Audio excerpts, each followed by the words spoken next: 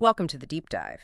Today we're unpacking a really fascinating message. It's titled Money, Stewardship, and Eternal Investment Handling Finances with Kingdom Purpose. Mm, Our source material, well, it takes a profound look at how we view and use our resources. mhm. It's all anchored by some incredibly powerful words from Jesus. Right. We're pulling from devotional insights, some rich theological perspectives, compelling historical examples, and real-life stories, too.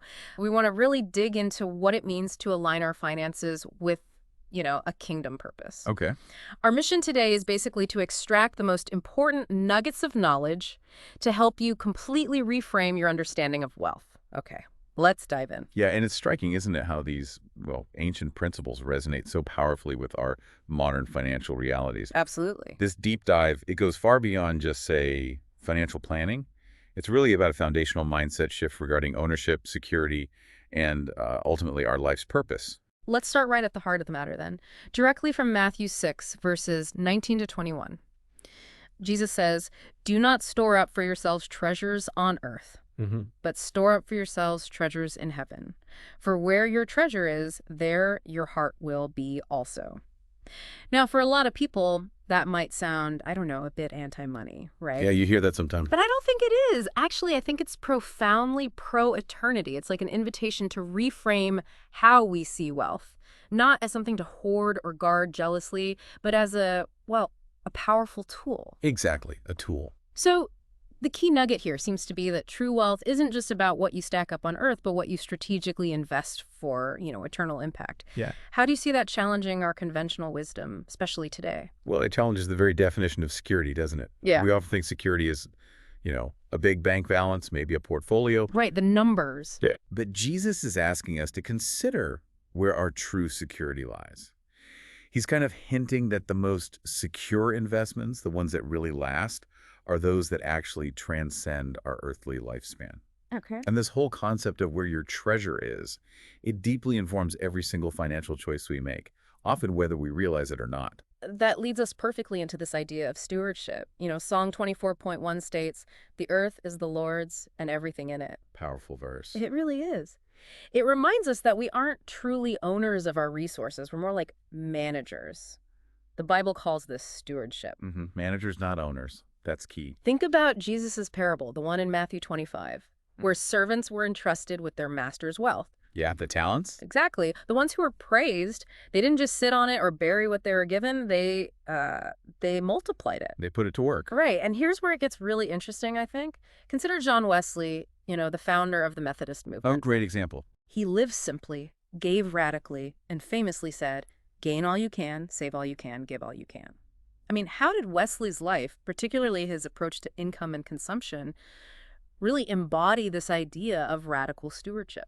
Wesley's just a phenomenal example, isn't he? Because he truly understood that growth in his income didn't have to mean growth in his personal consumption. Ah, He made a very conscious decision to separate those two yeah. things. So his income could, skyrocket, but his personal expenses stayed minimal. Wow. And this created just this radical capacity for contribution, for giving. It provides a really powerful blueprint, actually. Unlimited income potential, maybe, paired with intentionally limited personal consumption, can unlock incredible resources for purpose beyond yourself. And we still see this kind of mindset reflected in some leaders today, don't we? We do. Like David Green, the Hobby Lobby founder, or Alan Barnhart, who runs his company not just as a business, but explicitly as a ministry. Right, they're very open about that. They don't seem to view business profits as, like, personal trophies. They see them as tools for mission. But it begs a really fascinating question, I think. How do individuals like Green and Barnhart avoid that trap? The trap of increasing their comfort and consumption as their wealth grows. What specific habits or maybe beliefs do you think enable them to align their resources so profoundly with their values? That is the real challenge, isn't it? Because the default path is more wealth, more comfort. Sure seems like it. It requires a very deliberate, almost countercultural disruption of that typical pattern.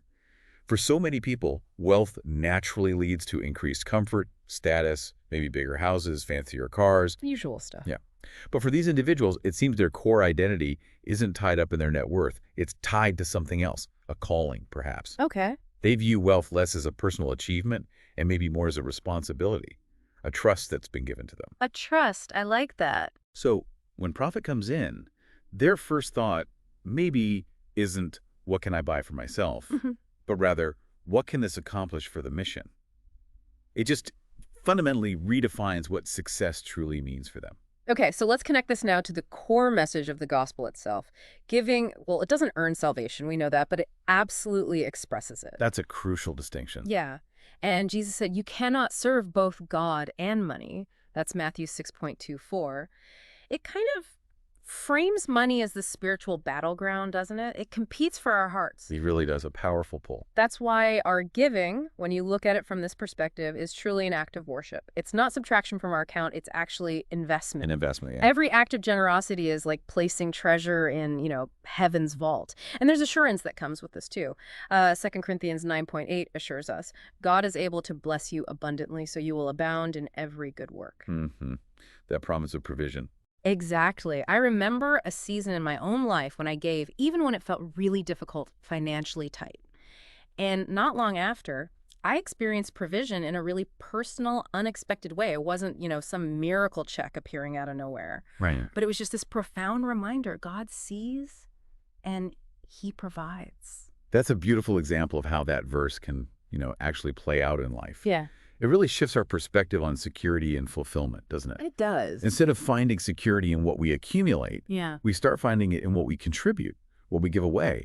This idea of giving as an investment, it fundamentally transforms it from feeling like a loss to seeing it as a profound gain. So, okay, it's a different kind of gain than we might typically seek. It also makes you wonder, doesn't it? If God truly is the provider, what are we holding on to so tightly sometimes? That's a powerful question. So, okay, how do we get practical with this? Our source material outlines 5 sort of biblical habits for handling money with this kingdom purpose in mind. Yeah. And these aren't just, financial tips like you'd get anywhere. They're presented as spiritual disciplines that form a rhythm of stewardship. Spiritual disciplines, I like that framing. Yeah. So first, pray over every expense. Actually make God part of your spending decisions, big or small. Intentionality. Second, tithe and give consistently. This means setting aside a dedicated portion of your income, traditionally 10%, maybe more, to support gospel-centered work. Right. Consistent generosity. Third, budget eternally. Let your spreadsheets actually reflect your Savior. I mean, who knew budgeting could be a spiritual discipline, right? Chuckle softly. Yeah, not the usual association. But when we talk about budgeting eternally, what's a common misconception people might have about where their money is really going or should be going? Yeah, that's a great question. I think often the misconception is that budgeting eternally means you have to, I don't know, give everything away, live like a pauper. Right, that it's all or nothing. Exactly.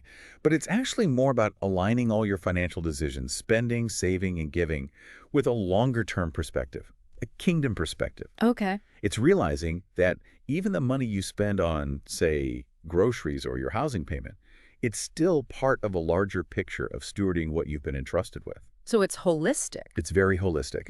Then, of course, the 4th habit ties in. Support gospel-centered work explicitly. This includes ministries, missions, helping the poor, things like that. And finally, number 5, disciple your children. Teach them from a young age that God owns it all. Instill these values. Right, pass it on. Yeah. So these aren't just isolated tips, like you said. Yeah. They're really an invitation to integrate our faith into every single part of our lives, creating a truly holistic approach to our resources. They transform routine tasks into intentional acts of faith. That's well put. So as we bring this deep dive to a close, let's remember this powerful summary that emerged from the source. Money is a test. Will you trust God? It's a tool. Will you use it well for his purposes? Right. And it's a testimony. What story is your generosity, or lack thereof, telling the world about what you truly value? Yeah. What's the narrative? Jesus didn't die to make us wealthy in, earthly terms. He died to make us whole. And part of our wholeness is trusting him with everything, even our finances. Everything. So the encouragement is, let's give boldly, steward faithfully, and invest in what truly lasts. So thinking practically then, when you look at your next financial decision, maybe the question isn't just, can I afford this?